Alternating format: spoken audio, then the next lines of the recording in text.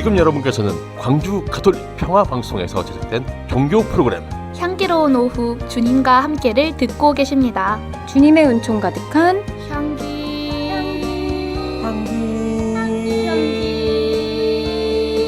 향기로운 오후 보내세요.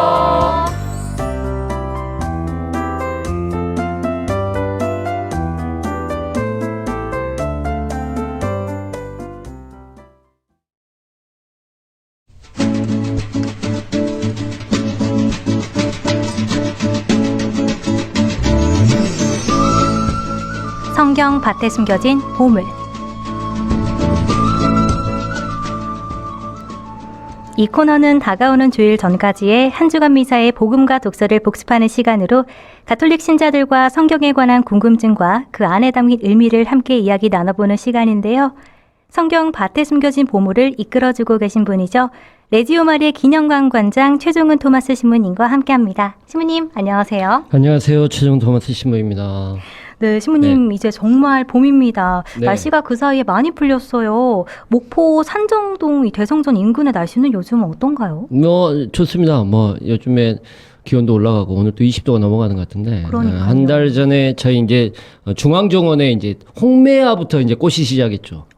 근데 약간 날씨가 추운 날씨에 저희 이제 중앙정원에 홍매화가 있어가지고 홍매화가 피었다가 지금은 지고 지금 목련이 피고 있습니다. 지금 목련이 피고 있고 개나리는 이제 막 개화를 하려고 하고 있고. 근데 오늘 오다 보니까 이제 광주는 벌써 벚꽃이 피려고 막 이렇게 준비를 하고 있더라고요. 맞습니다. 네.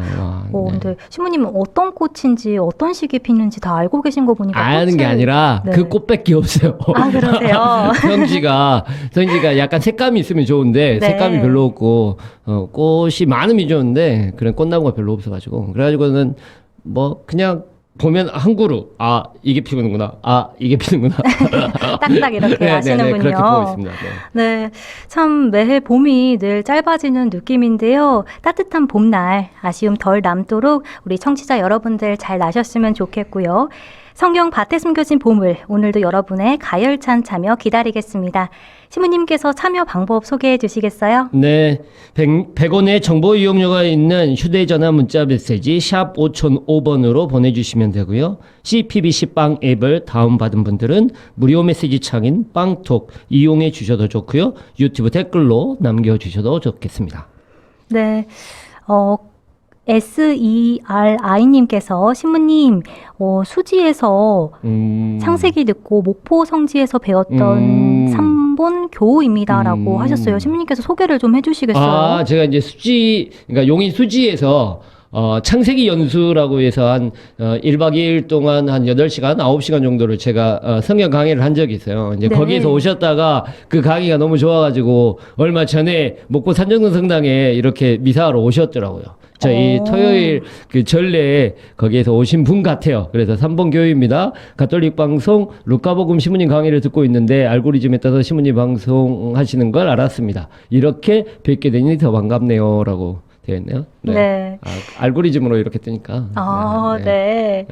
영숙 모니카님께서 미리 부활을 축하드립니다. 오늘의 주님의 은총이 함께 하시길 기도합니다. 여기저기서 예쁜 꽃들이 알록달록 너무나 사랑스럽습니다. 연두빛 새싹도 눈부시게 아름답네요. 이 모든 것을 주신 하느님 감사합니다. 그런데 우리 아가가 아파서 요즘에 너무 힘드네요. 기도 좀 해주세요. 평화를 빕니다. 라고 빵톡 남겨주셨습니다. 그리고 박요새님께서 끝번호 8966님인데요. 신부님 기다리고 있습니다. 라고 신부님 많이 기다리셨나봐요. 네, 감사합니다. 네. 네, 오늘도 여러분의 많은 참여 기다리겠습니다. 신부님, 지난 시간에 청사목 최훈 신부님께서 특별 출연 사제로 함께해 주셨는데요. 방송 없는 동안 신부님께서는 어떻게 지내셨는지 좀 궁금합니다. 지난번에 왜 정신을 차리기 힘들 정도로 힘드셨다고 말씀해 주셨는데요. 요즘은 좀 어떠세요? 요즘은 이제 사순시계가 거의 마무리되잖아요. 이제 다음 주부터는 이제 성주간 시작되고 그래서 사순시계 마무리돼서 지금은 거의 조금은 좀 한가해졌습니다. 근데 이제 신학교 강의를 주 수요일하고 목요일에 가야 돼서 그러니까는 그 신학교 강의 준비하느라고 요즘은 뭐 이것저것 바쁘게 지내고 있습니다. 지금도 뭐 바쁘게 지내고 있습니다. 네. 신부님 바쁘신 와중에도 건강은 잘 챙기셔야 합니다. 네, 감사합니다. 네. 그럼 3월 22일 사순세 5주일부터 오는 주일 전까지인 3월 28일 토요일까지의 독서와 복음 말씀을 살펴보는 시간 가져볼 텐데요. 오늘은 성경 속 어떤 보물을 함께 이야기 나눠볼까요? 네, 요즘에 이제 저희 계속 평일미사나 이제 계속해서 주일미사에 요한복음을 읽고 있는데요. 요한복음 뭐 이제 8장, 이제 이번 주는 주로 8장을 많이 읽었는데 그 중에 8장에서 뭐 이제 대화 부분이 많아요. 뭐 이렇게 자신의 신원에 대해서 밝히시고 오늘 복음 말씀 안에서도 뭐 아버지하고 나와가 하나다 뭐 관계에 대해서 이렇게 얘기하는데 그나마 좀 쉬운 가늠하다 붙잡힌 여자를 용서해 주시는 예수님의 어떤 이야기 그 부분인 월요일 복음 말씀으로 오늘 함께 묵상했으면 좋을 것 같습니다. 네, 좋습니다. 지난 23일 월요일 복음 말씀이었던 요한복음 8장 1절부터 11까지의 말씀 내용을 살펴본 후에 오늘 이야기 좀 더 이어나가 보도록 하겠습니다.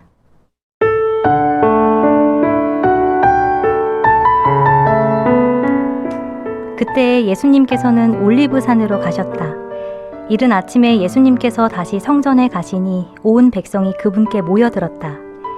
그래서 그분께서는 앉으셔서 그들을 가르치셨다. 그때 율법학자들과 바리사이들이 가늠하다 붙잡힌 여자를 끌고 와서 가운데에 세워놓고 예수님께 말하였다. 스승님, 이 여자가 가늠하다 현장에서 붙잡혔습니다. 모세는 율법에서 이런 여자에게 돌을 던져 죽이라고 우리에게 명령하였습니다. 스승님 생각은 어떠하십니까? 그들은 예수님을 시험하여 고소할 구실을 만들려고 그렇게 말한 것이다.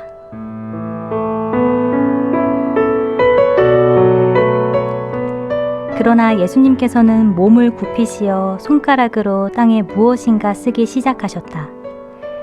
그들이 줄곧 물어대자 예수님께서 몸을 일으키시어 그들에게 이르셨다.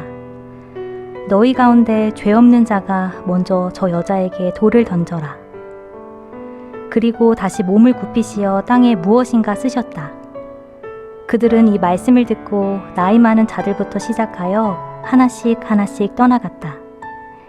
마침내 예수님만 남으시고 여자는 가운데에 그대로 서 있었다.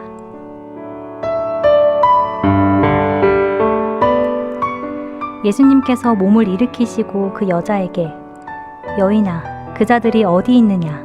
너를 단죄한 자가 아무도 없느냐? 하고 물으셨다. 그 여자가 선생님, 아무도 없습니다 하고 대답하자 예수님께서 이르셨다. 나도 너를 단죄하지 않는다. 가거라. 그리고 이제부터 다시는 죄짓지 마라.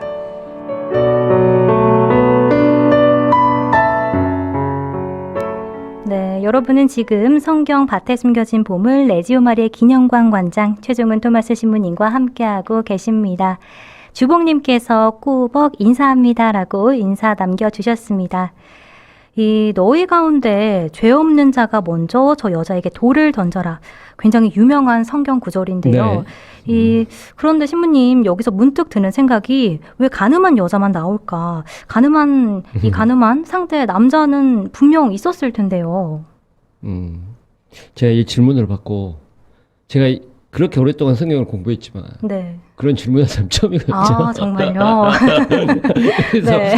이걸 저도 한번 고민해봤어요. 이 질문지를 받고 진짜 이제 여기 보시면 이 여자가 가늠하다 현장에서 붙잡혔습니다라고 얘기하는 말이 있잖아요. 네. 여기에서 현장에서 붙잡혔다면 어차피 분명히 가늠하다 걸렸으면 남자하고 여자하고 같이 잡혔는데 왜 여자만 끌려왔을까? 저도 그런 생각을 한번 안 해봤거든요. 그래가지고 네. 한번 고민해봤어요. 고민해보고 이것저것 찾아봤죠.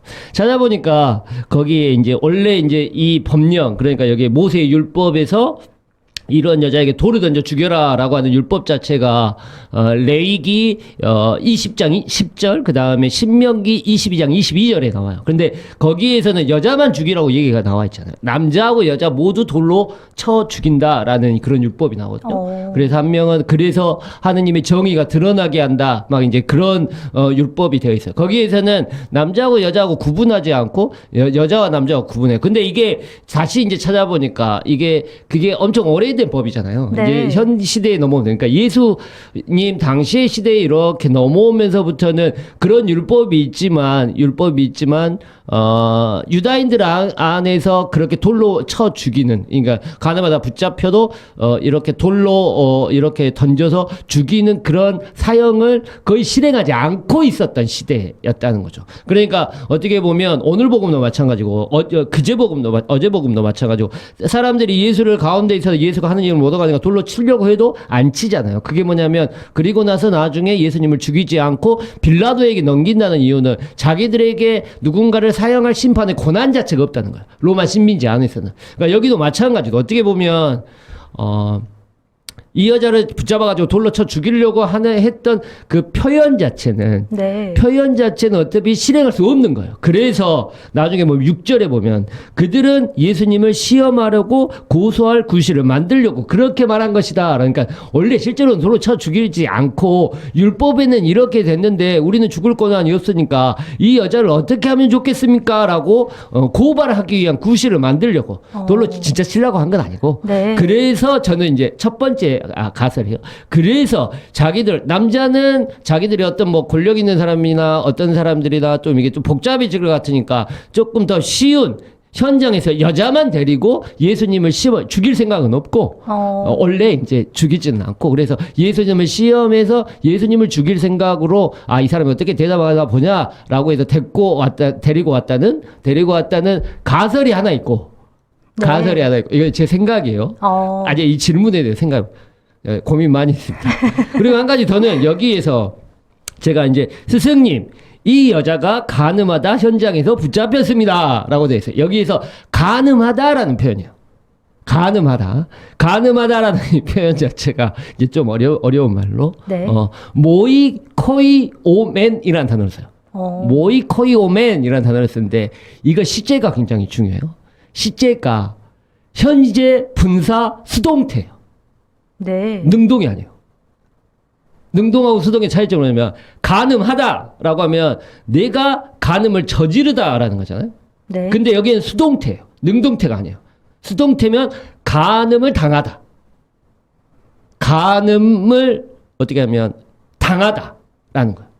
그러면 내가 원하지 않았는데 나는 간음을 당한 거면 어떻게 보면 강간을 당하다라는 그런 개념으로 사용할 수 있어요. 피해자일 수 있죠. 그렇죠. 피해자일 수 있어요. 피해자일 수 있는데 그러면 여기에서 현장에 붙여진 남자는 어떻겠냐라는 거야.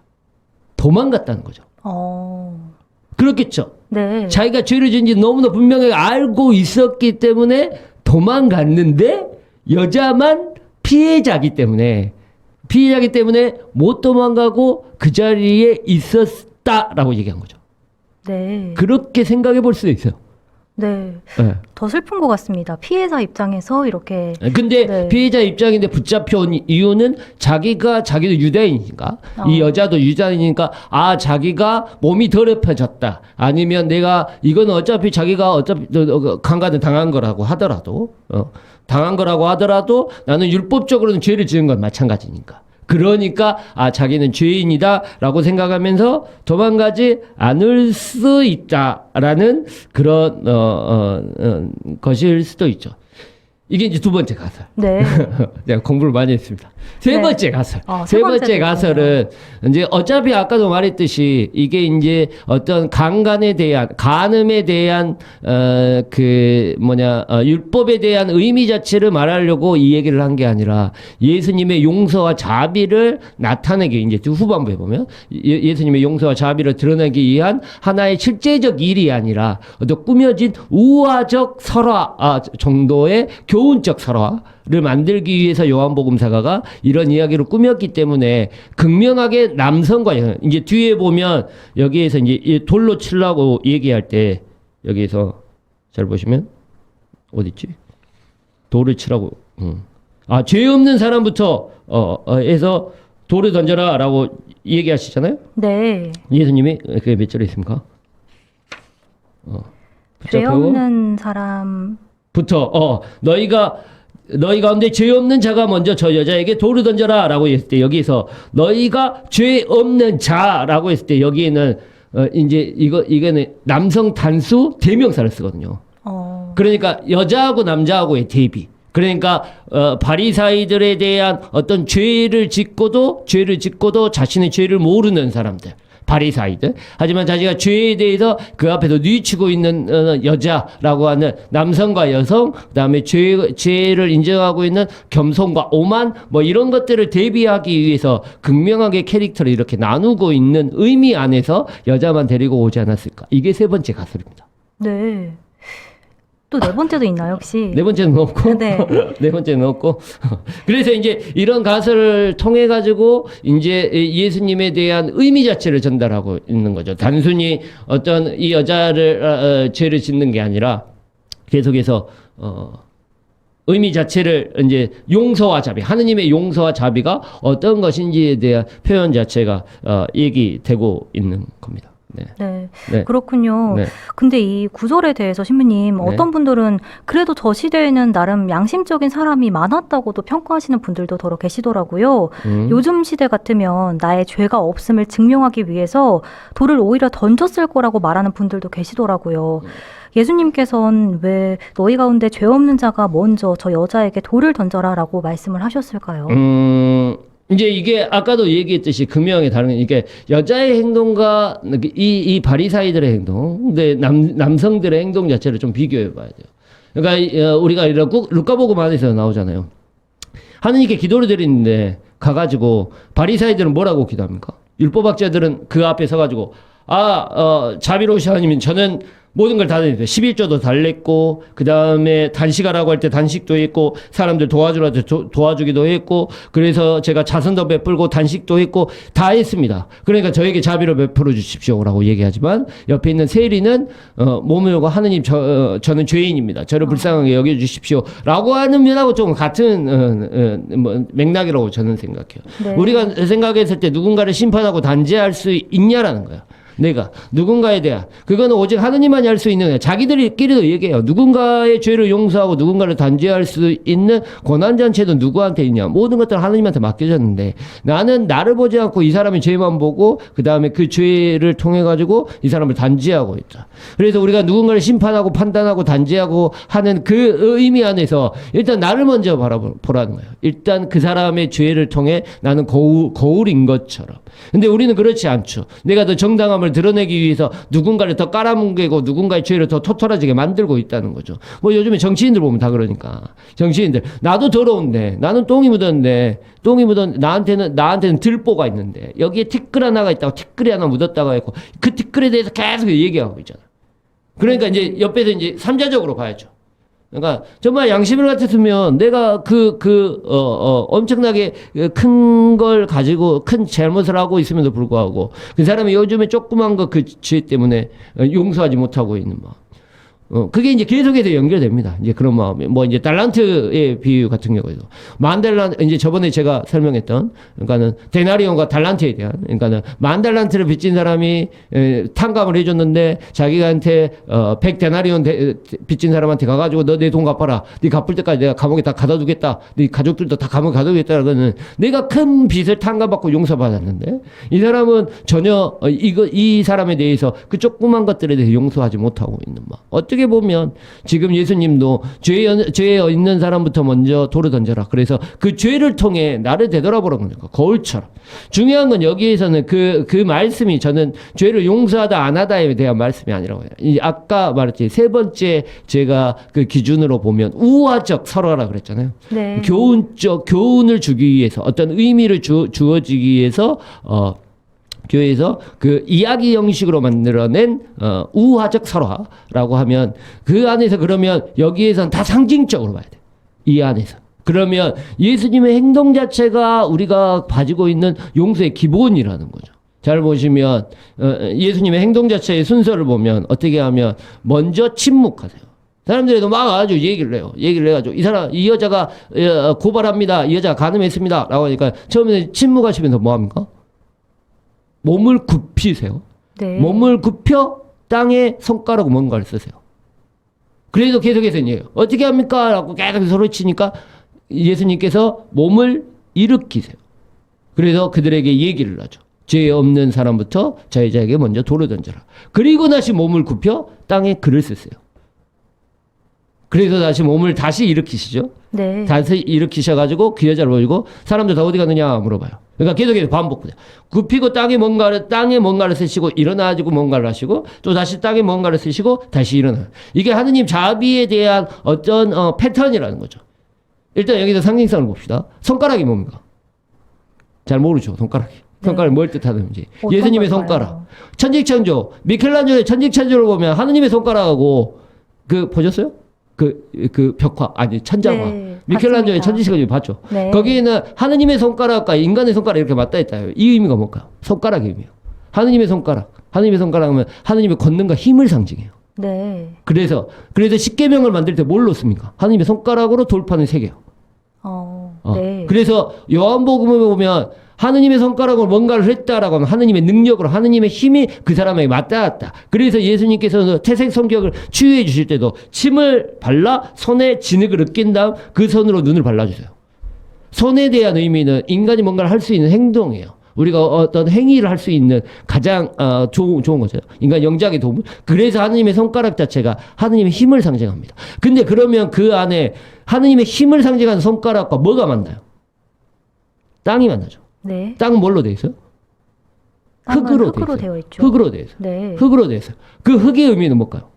창조 안에서 인간이 뭘로 만들어졌어요? 흙으로. 그렇죠. 흙으로 네. 빚었죠. 인간이 흙으로 빚었다는 것. 우리가 사도신경이 첫 번째에 나와서 얘기했던 그 의미가 뭐냐면 당신은 흙에서 왔으니 흙으로 돌아갈 것을 명심하십시오라고 하면서 머리에 죄를 바릅니다. 그 이유는 뭐냐면 내가 언제나 나약한 존재이구나. 하느님의 영과 하느님의 모상성을 가지고 있지만 언제나 나는 부족하고 나약한 존재임을 끊임없이 내가 생각하라는 존재야. 내가 죽을 존재, 나약함의 존재. 어떻게 보면 하느님의 능력 자체, 하느님의 힘과 가장 전능하신 하느님의 힘과 가장 나약한 인간이 이루어진 흙으로 돌아갈 어떤 가장 나약함의 만남이에요. 근데 나는 여기에서 어디에서 예수님은 그 만남을 통해 무엇을 보고 있냐면 그 사람의 나약함을 보고 있죠. 네. 하지만 바리사이들은 이 사람을 왜 단죄하려고 해요? 그 사람이 한없이 불쌍하고 한없이 나약하고 이 여자가 한없이 나약함을 보고 있었다고 한다면 이들이 용서에 있었을까 아니면 단죄에 있었을까? 용서했겠죠. 네. 하지만 우리가 누군가를 용서하지 못하다는 건 뭐야? 이 사람을 보고 있는 게 아니라 누구를 보고 있는 거야? 나를 보고 있는 거예요. 그렇죠. 내가 가지고 있는 욕심과 내가 가지고 있는 권력과 내가 가지고 있는 힘. 이 사람이 불쌍하지 않아요. 이 사람의 나약함을 보지 않아요. 우리가 어떤 강아지들이나 걔네들이 이렇게 아파하고 있으면 왜 가엾은 마음이 드는 이유가 뭐예요? 걔네들은 그거 아무것도 할 수 없음을 알고 있으니까요. 네. 내가 누군가한테 도움을 줄 때 그 사람의 불쌍함을 느낀다고 한다면 어떤 거예요? 그 사람의 나약함을 내가 함께 느끼는 거예요. 예수님의 행동은 그 여자의 나약함을, 그 여자의 죄스러움, 그게 얼마나 자기 안에서 그것들을 아파하고 있는지를 느끼는 거라고 저는 생각해요. 그래서 우리도 글을 써야 돼요. 먼저는 침묵. 용서하기 위한 하나님의 행동이에요. 침묵해야 되고 그 다음에는 그 사람의 나약함을 보려고 내 안에 나약함을 보려고도 하지 마라. 네. 그 사람에 있는 나약함을 봐야 돼. 아까 말했죠. 내가 이 사람보다 이 사람에 대한 거울처럼 내 안에 이 사람이 지었던 죄를 내 안에서 본다면 내가 이 사람을 용서할까요? 이 사람 단죄할까요? 용서하겠죠. 되는데, 그렇죠. 네. 측은지심이니까. 나도 죄인이구나. 나도 잘못했구나. 이 사람이 잘못한 것보다 내 잘못이 훨씬 더 크구나. 라는 걸 바라보겠죠. 또한 두 번째는 나의 나약함을 바라보는 것뿐만이 아니라 이 사람의 나약함도 바라봐야 된다는 거예요. 그래야지 공감할 수 있으니까. 이 사람이 얼마나 힘든지, 얼마나 아픈지, 왜 이 사람이 이런 행동을 했는지, 그래서 이 사람이 피해자인지, 얼마나 큰 피해자인지, 얼마나 가난한 사람인지. 그래서 하느님의 손가락으로 땅에 글을 쓴다라는 개념 자체는 하느님의 시선으로 인간의 가장 나약하고 부족함들을 함께 바라본다. 그래야지만 용서할 수 있다. 그래야지만 자비를 베풀 수 있다. 그런데 그렇지 못하고 있다는 거죠. 네. 여기서 한 가지 더 중요한 거. 이제 예수님의 행동을 봤으니까. 시간이 없으니까 빨리빨리. 여자의 행동을 봐봅시다. 잘 생각해 보세요. 내가 가다마다 붙잡혔어요. 돌로 맞아 죽을 것 같은 위기에 있었어요. 그런데 예수님이 또 죄 많은 사람부터 있어서 돌을 던져라 하니까 한 사람 다 떠나고 있어요. 예수님은 아무것도 안 보시고 그냥 땅에다 글을 쓰고 있죠. 네. 나 같았으면 사람들이 다 떠났어요. 나밖에 없어요. 어떻게 할 거야? 도망갈 그러지, 수 있을 것 도망가야지. 같습니다. 네. 거기 있으면 안 되지. 예수님이 돌을 던져갖고 날 죽일 수 있는데. 네. 다른 사람도 다 나를 단죄한다고 다 갔으니까. 그럼 나는 뭐야? 나도 떠나야지. 네. 근데 왜 있었을까? 끝까지 예수님의 그런 말씀과 상황을 본 거 아닐까요? 그렇죠. 이제 그게 뭐냐면 상징적으로 말하는 하느님 자비에 나를 온전히 맡기는 거예요. 네. 그러니까 나는 죄인임을 인정하죠. 내가 죄인임을. 그러니까 나는 아무것도 할 수 없습니다. 그러니까 당신이 모든 걸 내주십시오. 당신의 심판에, 당신의 따름에, 당신의 결정에 내가 따르겠습니다. 근데 나는 믿죠. 하느님이 어떤 분이시라고. 자비로운 분이라고. 날 용서해 주실 거라고. 그래서 나는 하느님께 어때요? 나의 가장 부족하고 가장 나약한 나의 죄스러움을 그분께 가지고 그분 앞에 어떻게 하는 겁니까? 의탁하는 겁니다. 그래서 그 여자는 떠나잖아요. 그러니까 뭐래요? 예수님께서 가거라 이게. 근데 진짜로 갈까요? 아니에요. 가거라 해도 안 갔을 겁니다. 그 여자는 어떻게 할까요? 예수님을 끝까지 따랐어요. 그 여자가 누구예요? 전통적으로 마리아 막달레나라고 해요. 네. 그 여자는 어디 갔어요? 예수님 죽음에 있을 때 가장 먼저 무덤에 갔던 사람. 가거라 해도 안 갑니다. 왜냐하면 내가 모든 것들을 의탁했기 때문에 그 의탁함이 자비 안에 가지고 있는 사랑의 결정이기 때문에 그래서 떠나지 않습니다. 시간이 네. 없죠? 네. 많은 분들이 메시지 주고 계시는데요. 5234님께서 오늘 함께하는 구절에서 예수님께서 손가락으로 땅에 무엇인가를 쓰시기 시작했다고 하셨는데 무엇을 쓰셨을까요? 아무도 모릅니다. 그래서 아람에어로 어떤 걸 쓸지 아니면 그게 어떤 말을 썼는지는 잘 모르겠어요. 이게 그러니까 아까 내가 우화적 표현이라고 그랬잖아. 손가락과 땅의 만남이에요. 뭔가를 쓴다고 하면 내가 몸을 굽혀서 하늘을 우러러 하느님의 자비가 아니라 그들의 땅에 집중하고 있다는 거죠. 그러니까 흙에 집중하고 있다는 거예요. 네. 그래서 그러니까 뭔가를 썼다는 게 중요한 게 아니라 그 손가락을 땅에 댔다, 만났다. 그래서 그 안에서 하느님의 능력 자체가 언제나 그 사람의 나약함과 부족함과 죄스러움을 언제나 바라보고 있다라고 하는 게 중요한 거예요. 의미 자체가. 네. 네. 한편으로는 저도 사실 궁금하긴 했었거든요. 네. 무엇을 쓰셨을까? 또 우리 PD님이 이상한 질문 줘가지고 제가 공부를 많이 했습니다. 또 끝번호 1971님께서 뒤돌아보게 하는 하루입니다. 바르게 살겠습니다. 라고 메시지 주셨습니다. 네. 노래하는 동그리님께서 시무님께서 말씀하신 세 번째 가설이 마음에 와닿습니다. 하느님의 용서와 자비를 드러내기 위한 교육적, 상징적 이야기라는 말씀 이해가 됩니다. 라고 하셨습니다. 영숙 모니카님께서 시무님 감사합니다. 어느덧 시무님이 성경 말씀 감사하는 마음으로 잘 듣고 있습니다. 지금 죄 없는 사람이 누가 있을까요? 라고 하셨습니다. 죄 없다고 생각하는 것 자체가 죄입니다. 모든 사람이 자기는 정당하다라고 생각하면서 살아가고 있잖아요. 그런 네. 사람들 나는 착하다, 나는 죄가 없다라고 생각하는 자체가 오만이고 독선이에요. 그것 자체가 죄입니다. 네.